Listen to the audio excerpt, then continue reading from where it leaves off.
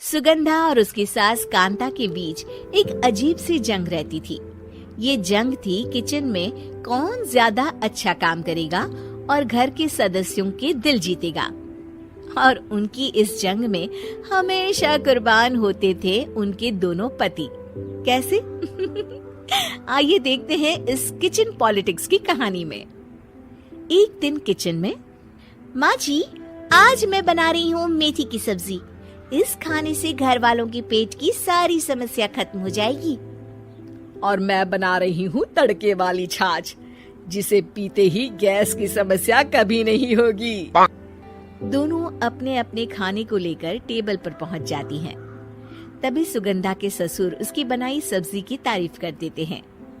अरे वाह, मेथी की सब्जी भी बनी है, बड़ी ही स्वादिष्ट है। वाह बहू वाह। अरे बहू, लेकिन इसमें इतनी सारी मेथी बर्बाद करने की क्या जरूरत थी? देखिए माँ जी, ये तो वो मेथी है जो आप रात में भिगोकर सुबह उसका पानी पीती हैं, और जो मेथी फेंक देती हैं, उसी से मैंने ये सब्जी बनाई है। अरे वाह बहू, तुमने तो बड़ा ही समझदारी का काम किया। बस अब क्या था, कांता जी का तो मानो ये सुनकर खून ही सूख गया। वो फैसला कर लेती है कि किसी भी तरह वो अपने खाने की तारीफ लेकर ही रहेगी और सुगंधा को किचन में उसकी कमियां गिनाएगी। कांता फ्रिज खोलकर देख रही होती है और फिर सुगंधा से कहती है, अरे बहू, ये क्या, पूरा फ्रिज गंदा पड़ा है। तभी वहाँ सुगंधा का पति आ जाता है। वो सुगंधा को डांट कर कहता है, सुगंधा, तुम्हें कितनी बार कह रखा है कि वायरस फैल रहा है, साफ सफाई का पूरा ख्याल रखना है, लेकिन तुम किचन में इतनी गंदगी रखोगी तो कैसे चलेगा। सुगंधा सास की तरफ देखती है जहाँ वो मुस्कुरा रही होती है। सुगंधा समझ जाती है कि सास ने उससे बदला लेने के लिए ये सब किया है। दोनों रात के खाने की तैयारी में लग जाती हैं। दोनों ना एक दूसरे की तरफ देखती हैं और ना ही एक दूसरे से बातें करती हैं। रात को खाने की टेबल पर एक एक कर दोनों कई तरह के अलग अलग व्यंजन टेबल पर लगा देती हैं और अपने अपने पति के पास जाकर खड़ी हो जाती हैं। अरे खाइए जी खाइए, मैंने बड़ी मेहनत से बनाया है। प्लेट में वो खाना डालती हैं।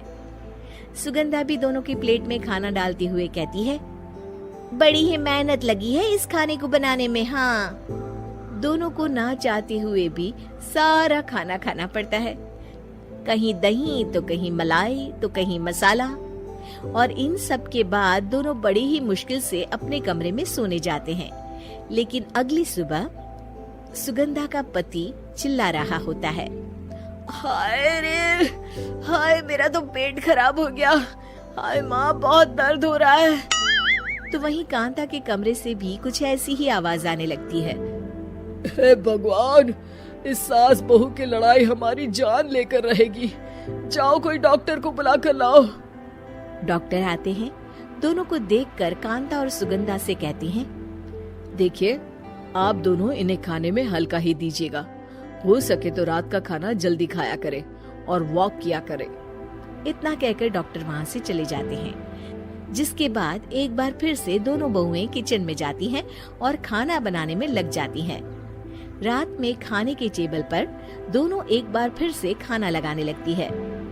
पापा जी, मैंने ये पतली मूंग की दाल की खिचड़ी के साथ ये पापड़ और पुदीने की चटनी भी बनाई है। अरे बहू, अभी अभी बेचारे पेट की बीमारी से गुजरे हैं, इतना भारी खाना तो डॉक्टर ने भी मना किया है ना। देखिए, मैंने आप दोनों के लिए सूप बनाया है। और दोनों उन लोगों की प्लेट में खाना डालने लगती हैं। तभी दोनों एक साथ बोल पड़ते हैं, बस करो, हमें माफ करो, हमें नहीं खाना इस घर में ना खिचड़ी और ना ही सूप। हम इंसान हैं, एक वक्त में एक ही खाना खा सकते हैं। बस करो, हमें माफ करो, हमें नहीं खाना इस घर में ना खिचड़ी और ना ही सूप। हम इंसान हैं, एक वक्त में एक ही खाना खा सकते हैं। इतना कहकर वो दोनों वहाँ से चले जाते हैं।